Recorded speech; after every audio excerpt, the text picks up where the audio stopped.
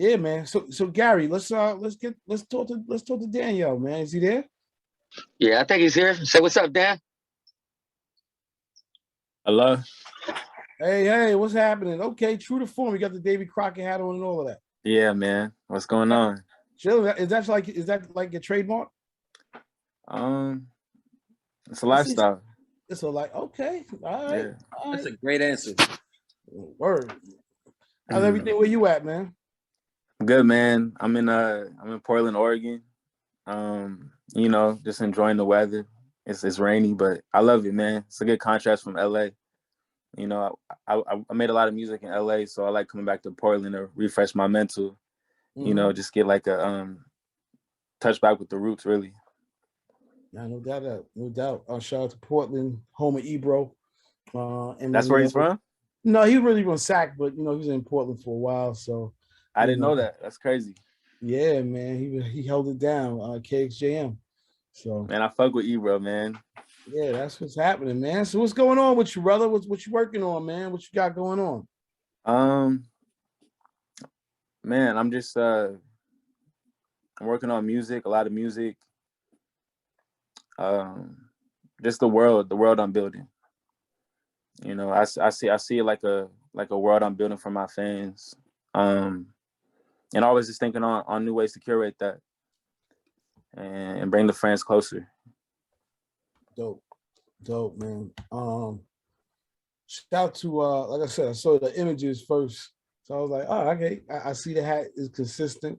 Yeah. But it seems like, you're a very artistic person in terms of like, sort of keeping everything very you, Yeah. in quality. So yeah. But anyway, let's just talk about you a little bit more, man, because I know, again, a lot of people don't know who you are. So let's just talk about a little bit about your background. Yeah. Obviously you're from Portland, but how did you get into music, man? How did you start? Man. I started music when I was 6 years old. I'm 19 now, but I started when I was 6 years old, and I was just starting by freestyling over Mobb Deep instrumentals, Illmatic instrumentals, freestyling. And I knew from there it was like a passion of mine. But I was really into filmmaking as a kid. So I've kind of grown with both of those things. Just the way we do the music videos and like you said, everything connects. It's a world. So ever since a kid, I've really been into imagination, And so I don't know, I see music and visuals all as one thing. But yeah, I started freestyling and making beats on FL Studio, trying around with like Audacity, which was a free program. And yeah, my mom got me my first studio when I was like, my first real studio when I was like 12. We were moving around a lot. We were homeless, moving from like shelters to different places. And she wanted to like gift me something. She knew that music was like therapeutic for me. So she wanted to give me that as a way to like, no matter where we were, what we were going through, had like that outlet to really tap into. So yeah, I mean, 6 years old, but I feel like I'm constantly growing. Like, I feel like I just started music yesterday. So this project, is this your first official project, or have you released other music before? The one I'm working on, or the one I recently released? Well, the one with like Lost Ones on it, somebody. Yeah, so that's 82. That's my debut mixtape. I had a little EP before that called Madison High, which is the high school I went to. But 82 was my first full body of work, that I really, really put my all into. It's, to be honest, it's something I was working on since I was 6. Like, there was lyrics that like I wrote in notebooks years ago, or different things. And I feel like I always had the vision for this project, but I've grown into myself enough now where I knew how to execute it. I'm really proud of it. Dope, man, dope. Yeah, I had a chance. Shout out to Gary. Shout out Gary, man. And I had a chance to go through some of the joints. I want to play one of the joints that I like. Okay. From it, I know you got the singles and all of that, the focuses and whatnot. Man, if there's a deep cut you fuck with, that means a lot more. That means a lot more, Yeah, the singles are always gonna connect, but when people really love like a record that's not the main attraction, that always warms my heart. So I appreciate that. Yeah. Well, I'm gonna start off by playing this joint, and we'll come back, talk some more. Okay. And, play another. Let's go. Take the. You got the share back? See? Oh shoot! Hold on. My bad. What's up, Raymond? What up, D? How you doing, man? Good, man. It's good to see you in here. Good to see you, no doubt, man. Here we go.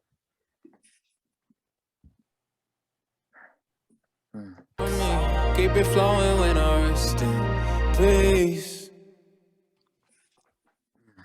Good shit, D. Good shit. Thank you, man. I wanted to ask you just because when we got a chance to get together for the show, you guys have an interesting perspective. I think for everybody on the call, you got to understand the dude's only 19 years old, but definitely has I guess like a deeper perspective, not only one around his music, but life as a whole. So I want you to share your story a little bit about the idea of using your music as the tool of uplifting rather than glamorizing the shit going on in the hood, especially like what we're seeing with these rappers and these Fed cases and all that shit going on right now. Yeah. That was a great conversation, man. Thank you for having me on once again. I don't know, man. I feel like, it's part of the culture. It's part of the culture to speak on our experiences and speak on where we're from. And you had asked me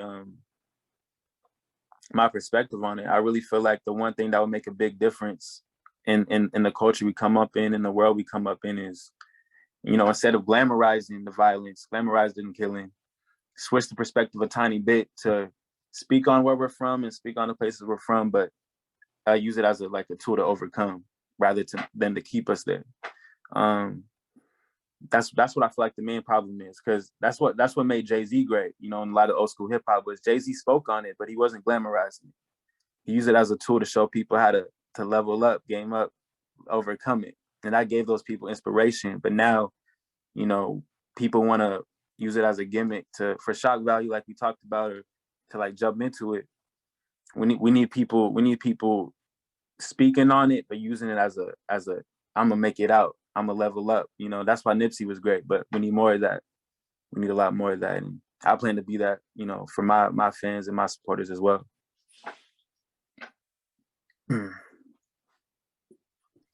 Hey, just real quick, I want to jump in. That song you just played, CL, there's a video attached to it. And there happened to be who directed that video, young Dan?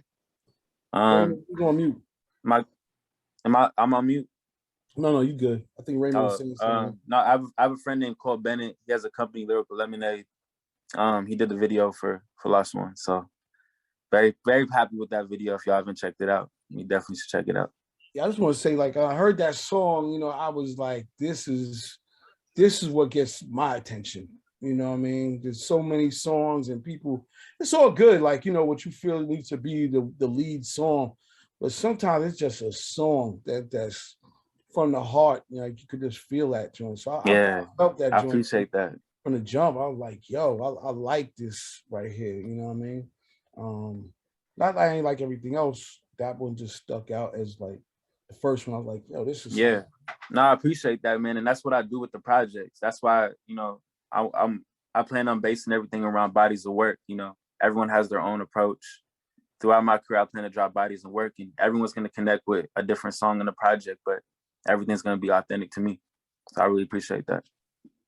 Daniel, what's going on, man? Great to have you, and really digging. Great to meet you. Thank you. And the musicality and the vocals on it as well. I'm just curious because it's not like you sound like anybody in particular, but who are your inspirations and throughout your path in your career, who is there a career that you would like for yours to follow similar trajectory to, or what are your ultimate goals? Knowing that you're intentful about your music and where things are going, how do you see things working for you?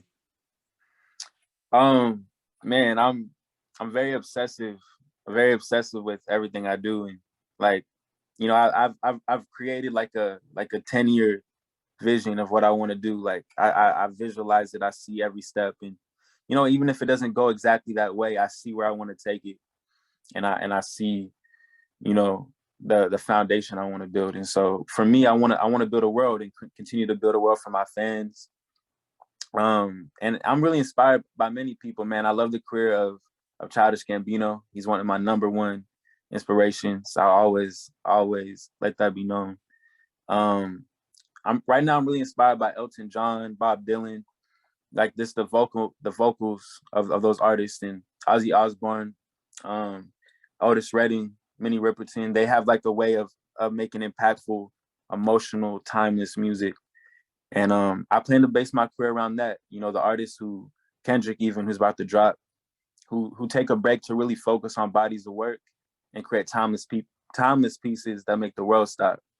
So Gambino, Kendrick, Tyler, the Creator, I want to make the world stop.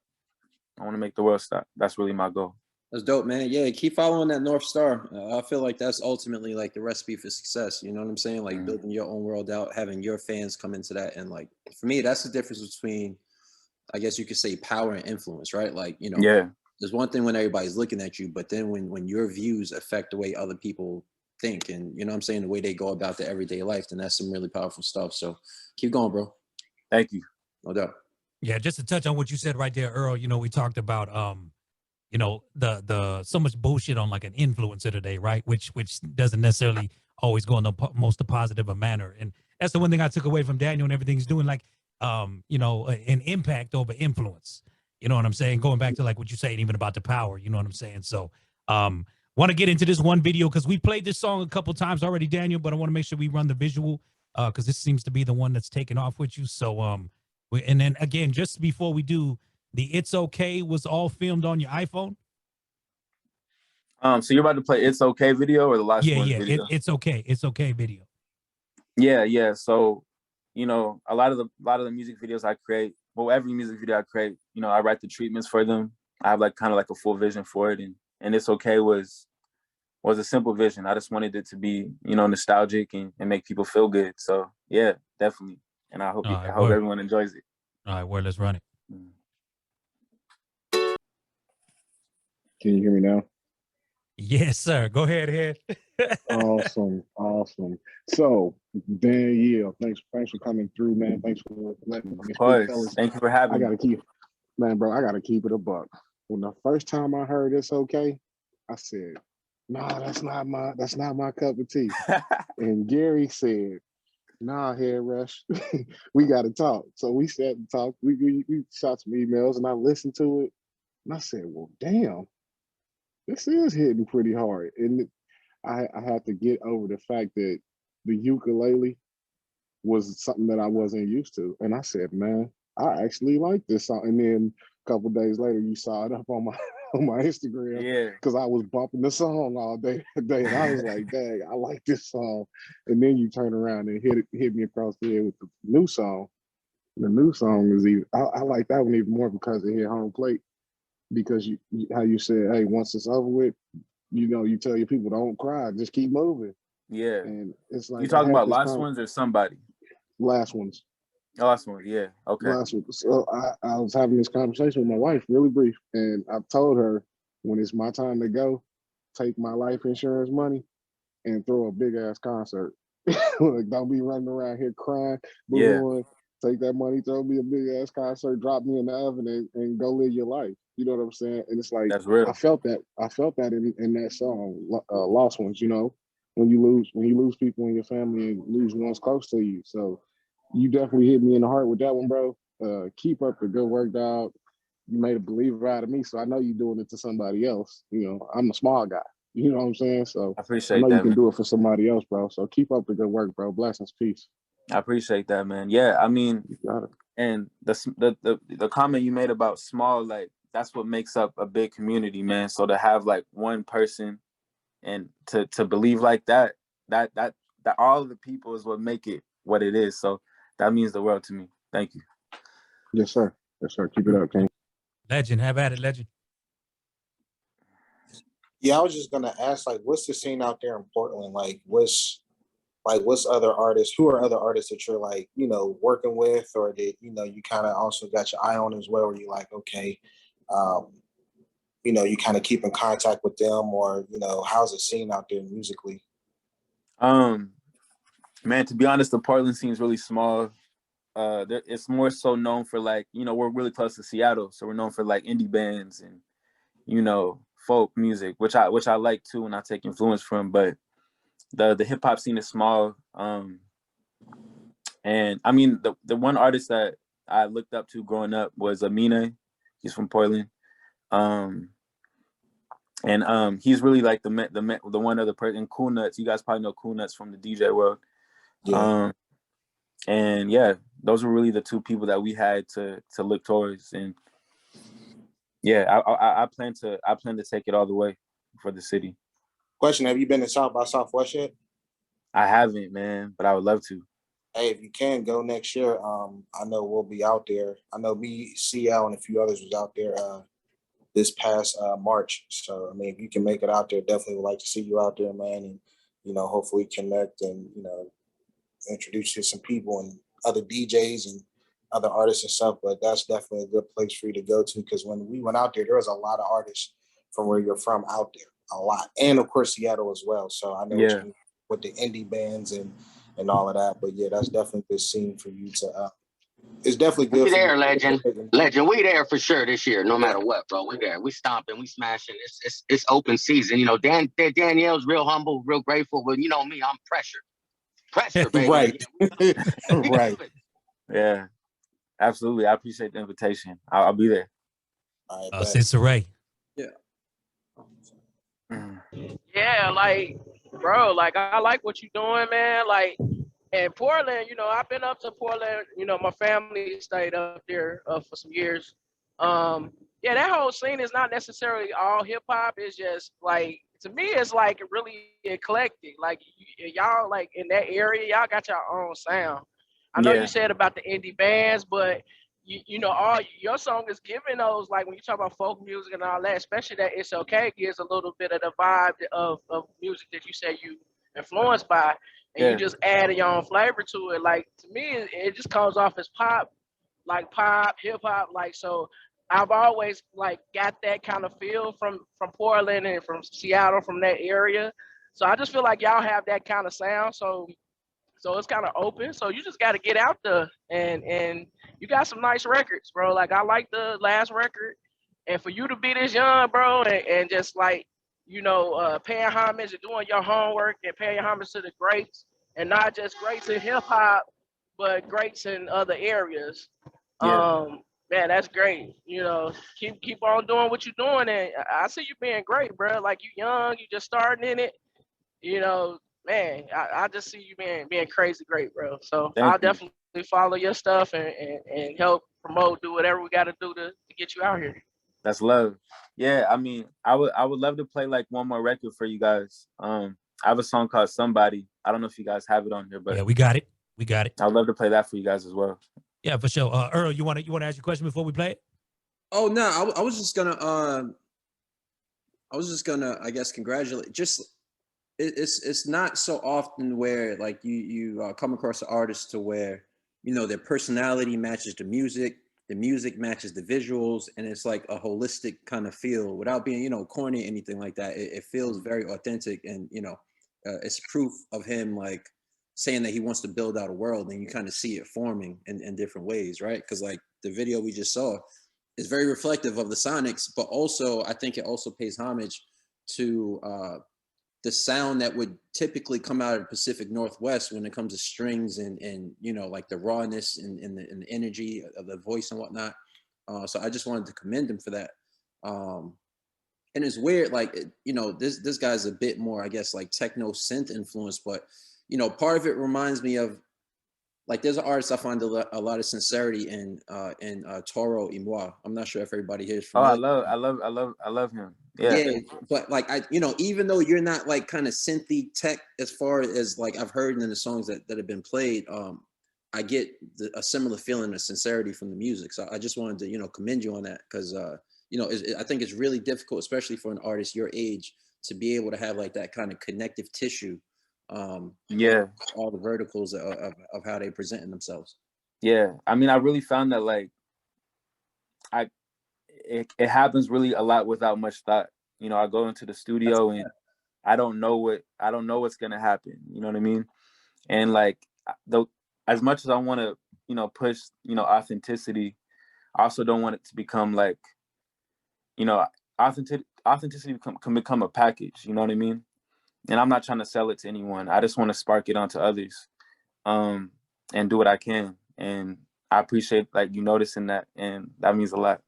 Yeah, no doubt, bro. I reached out on IG as well, man. So it would be really dope to keep in touch. Of course. I mean, definitely, you know, made a fan out of me. I feel like we may have lightly been in communication way earlier, like Digiwaxx calls and whatnot. I'm not sure if you were around back then, but I don't. This is my first time. This is my first time in the Digiwaxx community. Well, not you being on a conference call, but I don't know, something feels very familiar about it. You know what I mean? Yeah, no, we played the music before, Earl. I just don't think we played the visual and that type of stuff. So yeah. I mean, you know, all that's just affirmation, bro. Like, keep going. You definitely like are building your lane, and you know, you made a fan out of me in terms of your music, and it's dope to hear the way you articulate yourself when it comes to expressing that. So, yo, thank you. Yeah, Gary ain't bullshitting when he say he the pressure, because he been bringing your music to us for over a year now. You know what I mean? And you know, so it's cool to finally have you on the call. And like I said, thank you again for even tapping in with myself on the Fresh Friday show and all that type of stuff. But I think the one thing I love and respect the most about you, Daniel, is you know, at 19 it takes a lot of balls to go away from the grain of what is kind of drilled in to be the popular guns and what every other 19-year-old is running around with. The money phone and the chains and all the rental cars and all the other bullshit. You know what I'm saying? So that's what, like I say, man, the story and even going back to what Earl just said, you know, the walking it as you talk it is, I think, what is carrying over to a lot of us. You know what I mean? So. No, I appreciate that, man. I appreciate that. And I want to, you know, I just want to continue to do my thing, man. And I appreciate that. It is hard too, like just being, because, you know, I've been around, like I've done some festivals and I've been around like the other artists coming up in the scene I'm in, and, you know, sometimes you can feel like an outcast, but I've come to embrace it. Oh yeah. Well, shit, let's run this somebody then, since we got you on. Here we go. Squawk. No way.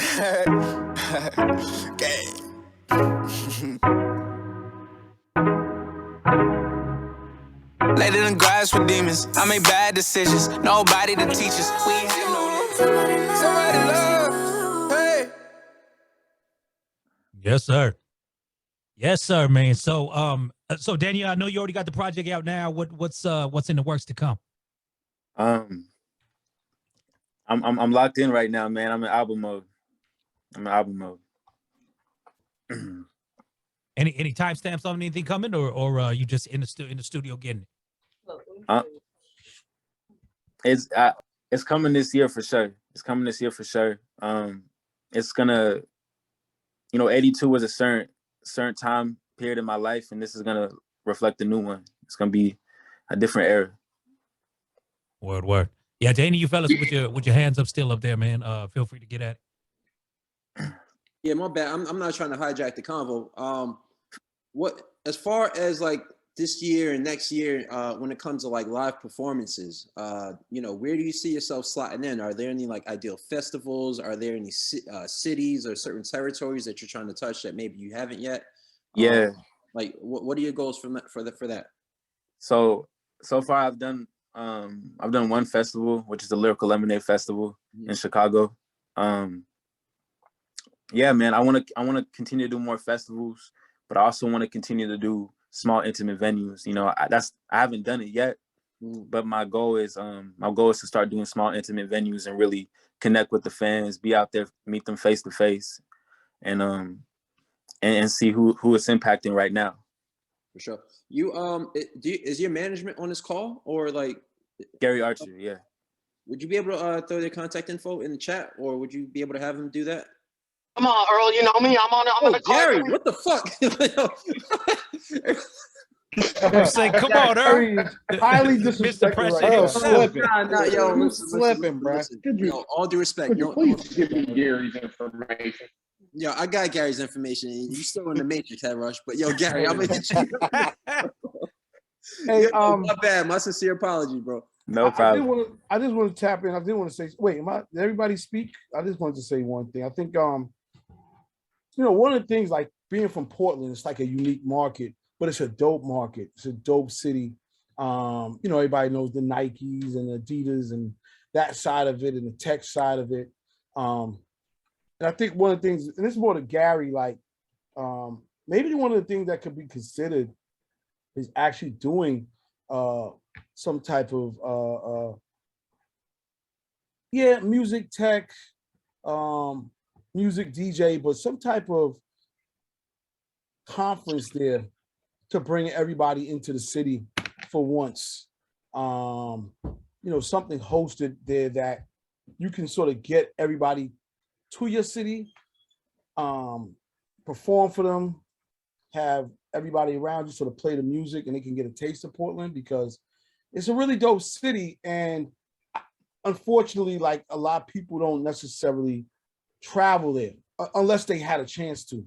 It's not a small solution, but I feel like, one of the good things that I see is like when Atlanta, for instance, which obviously is a different market, but they have what do you call it, A3C. They have like conferences where people come together around the exact culture you're representing. And they take a couple of days in that city, and they take in that city, and they get inspired by that city, and they take that city home, and they play a piece of it. They share a piece of it. So, CL, it's crazy you mentioned that. Over a year ago, Danielle was like, "Bro, I want to throw a festival in my city, like Coastal World." I was actually about to say one of my long-term goals. As I continue to build the world and my brand, we have the merchandise that's building with the music and just everything. There's a lot of pieces to it. Like in the future, man, 5 years down the line or whenever it may come, I want to throw the first hip hop festival in Portland, Oregon called the Kosher Fest. Have Portland artists on there, bigger artists from other places. They didn't allow a lot of hip hop concerts in Portland. They shut down Games concert. Jeezy, a lot of people's concerts get shut down in Portland because of the violence aspect. And, there's like the city's kind of ran by a certain demographic, if you feel what I'm saying. And so hip hop has never been embraced here. So with my growth, I want to throw that festival here and bring that light, just like you were saying. That's definitely been on my mind. Yeah, man. Well, I think it's like, part of what we got to do now is actually create a little bit of culture for ourselves, because you have like, there's so much noise. Yeah. You know what I mean? We're so distracted. It's like this battle for attention all day, every day. But when you say, like you say, you do your culture fest, man, I feel like that's going to help separate you and just get you more attention. People are going to actually come out and chill. I've been to Portland, man. Portland's a dope city. If there's something to do, people are going to come out. You know what I mean? Portland's dope. Portland's dope. You got to experience it, man. Awesome, man. I mean, I could tell you my other stories, man. But we had a good time in Portland, man. And I want to say again, man, I think it's the second of what Earl's saying. Like everything you're doing just feels genuine and it makes sense, and it feels good. Thank you. I can speak for myself. I'm here to support. Thank you, man. That means a lot, CL, for real. Legend, did you have another question, Legend? Oh no, my bad. I still had that up. But no, how about you, since Ray, you good? Definitely a fan. Yeah, I wanted to add to what CL was saying. Like, you said you want to bring a festival there. You ain't got to wait 5 years. Just start off small. You got Gary. Have him look at your stats and see, where your fans at and where you at. And then what you do is, because you got the Amazons and all that stuff out there, you're just gonna have to infuse it with. You might have to infuse the hip hop with some education, so they don't feel like it's too violent. So you might have to infuse it with some other stuff and utilize the tech around you. And I'm sure like the Amazons, whatever, they'll sponsor what you're doing. The people that shut down hip hop, that's an opportunity for you to be able to take I think you are a great example of, taking that hip hop to them, but then bringing a whole event together, start off small with it, That's real. and then just That's real. build it. but that's how you're gonna be able to tap them in. And then two, get involved in your community, your county, find out who your public officials are. You know, connect with them, connect with the mayor, connect with those people and see so you can, Now you definitely they can spark match something your too. sound with a face. Yeah. Yeah, man, cause that's what you got to do to be able to, be able to get that in your market, because what they saying is what they, what everybody's saying pretty much. And we know that hip hop is not all negative. You feel me? So you got to be able to be that example for them and show them that it's different than what they saying out there.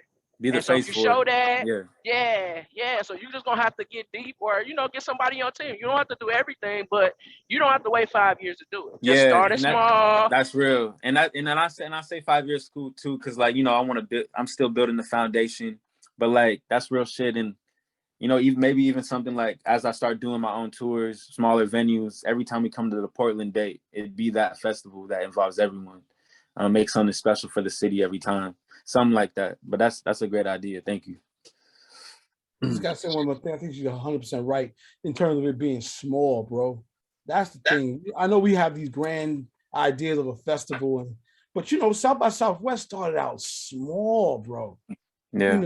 Indie rock, very small.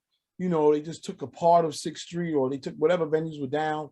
Hey, we're going for a few days. We're just going to do live performances. Same thing with A3C. Same thing with freaking the some of the more cultured festivals that we know. I think you could do that, man. I think you could do that maybe late this summer, early fall. You could put together a little something. And I know that people support it, man, because people want it and need it. And I think the fact that you're a good representation of the diversity in hip hop, it will work also. I mean? It's not about, look, I ain't knocking nobody, but I know the challenges that there are when it comes to like, a hip hop event, concert, whatever, get stereotyped, sometimes rightfully so. And I hate to say that. Especially in a place like Portland, where the Black culture, like we're all in one area. You know what I mean? Originally we had like MLK Boulevard, but that recently it looks way different now. Isn't it like 1 to 2% Black also? It's like but we're there. We're there and we stick together. We have a community. My project 82 is about the street 82nd, which is one of the most diverse streets in Portland. Black, Mexican, Asian. We each have our own blocks over there. And yeah, the Black community in Portland all knows each other, all rocks with each other, and does what we can. All right.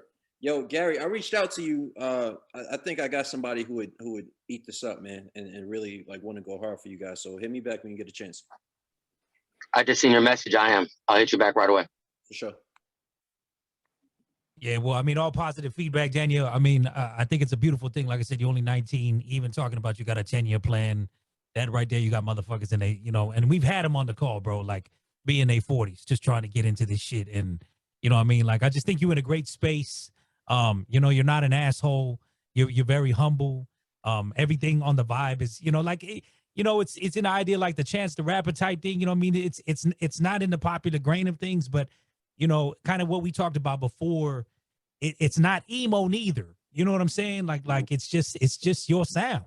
You know what I'm saying? But it's one of those things too that filters through you as Daniel, as the person, which I that's beyond anything money can buy, bro. You know what I mean? So appreciate that. So just keep it up, bro. Like I said, you got full support from every DJ in this entire room, man. So keep it rocking. I appreciate that, man. Everybody you got Gary applying the pressure all day, every week. You know what I'm saying? Yeah. So, we go fuck with you. So all the different regions you can tap in any way we can all help, man. I think like I said, you got supporters out of each and every one of us, man. So that's love. Thank you everybody in here who's watching, who asks questions, and it means a lot, for real. I'm glad to meet everyone and see what the future holds. For sure, man. As are we. So appreciate your time, man. Feel free to stick around if you can. We can play some more records and whatever. So but thank you, man. Much love. Of course. Check this one out, y'all.